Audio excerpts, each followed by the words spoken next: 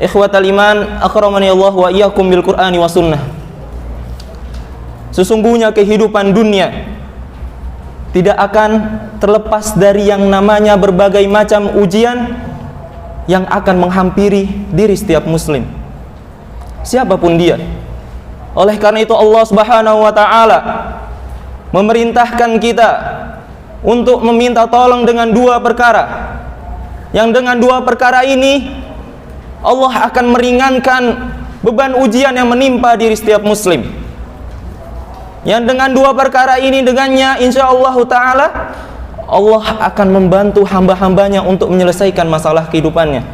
Allah Subhanahu wa ta'ala berfirman, Ya ayyuhalladzina amanu ista'inu bis-sabri was-salah.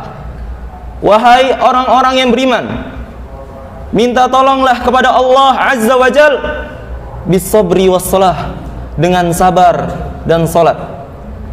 Allah Subhanahu wa taala memerintahkan kita dalam ayat tersebut untuk terus beristi'anah, meminta tolong kepada Allah Azza wa Jal bis-sabri was-salah, dengan kesabaran dan juga salat. Karena dua perkara ini merupakan perkara yang sangat agung di sisi Allah Subhanahu wa taala. Kesabaran hakikatnya ya ikhwatal iman adalah menahan jiwa untuk mengharapkan keridhaan Allah Subhanahu wa taala semata dari perkara-perkara yang tidak Allah ridhoi olehnya.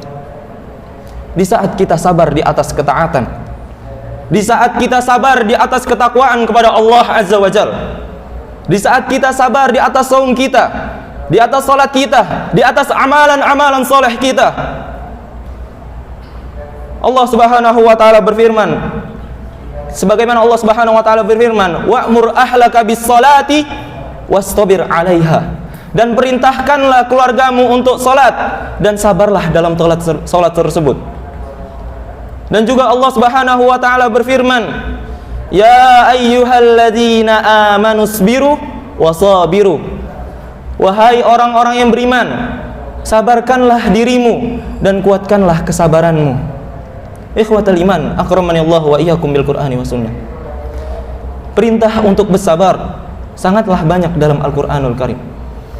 Karena sabar merupakan jalan keluar yang terbaik untuk menyelesaikan masalah dalam kehidupan kita. Tapi ya ikhwatal iman, perintah untuk bersabar tidaklah mudah.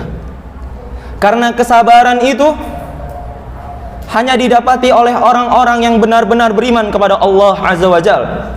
Hanya didapati oleh orang-orang yang benar-benar beriman kepada Allah dan hari akhir.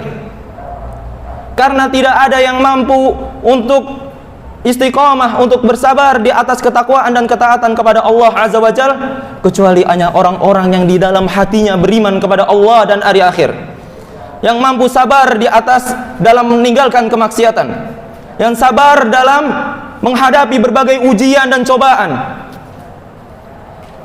Sebagaimana makanya Allah Subhanahu wa taala berfirman, wa basyiris sabirin, dan beritakanlah kabar gembira kepada orang-orang yang sabar. Siapakah mereka?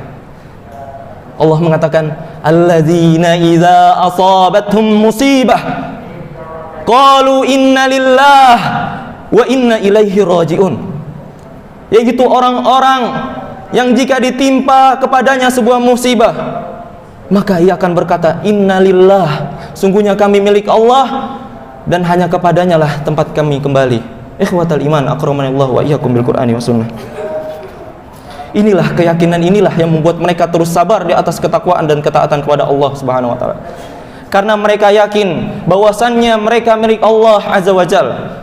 Karena mereka yakin bahwasannya hanya kepada Allah lah tempat kembalinya. Oleh karena itu, jadikanlah sabar sebagai salah satu untuk penolong kita untuk meminta doa kepada Allah Azza wa Jalla hingga datangnya ajal kepada kita semua. Ikhwatal iman, a'azzani Allah wa iyyakum jami'an.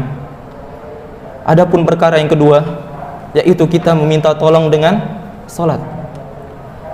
Artinya jika kita ditimpa sebuah musibah, sebuah kesulitan dalam kehidupan kita, maka kita segera salat kepada Allah Subhanahu wa taala, meminta tolong kepada Allah Azza wa Jalla. Dalam riwayat Abu Daud karena Nabi sallallahu alaihi wasallam idza hadabahu amrun shalla.